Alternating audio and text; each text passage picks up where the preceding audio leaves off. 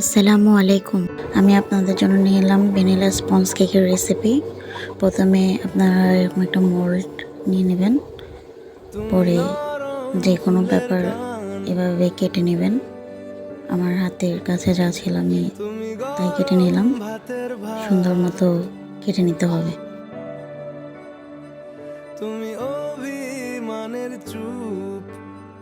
কাটার পর আমরা এই মোল্ডে অয়েল ব্রাশ করে নেব। আপনারা চাইলে ব্রাশ করতে পারেন বা হাত দিয়ে এভাবে করে ফেলতে পারেন। আমরা এখন পেপারটা দিয়ে সেট করে নেব ঠিকঠাক মতো। এটা রেখে দেব এক পাশে। পরে আমরা হাফ কাপ পরিমাণ ময়দা নিয়ে নেব, 1 টেবিল চামচ কর্নফ্লাওয়ার, 2 টেবিল চামচ গুঁড়া দুধ,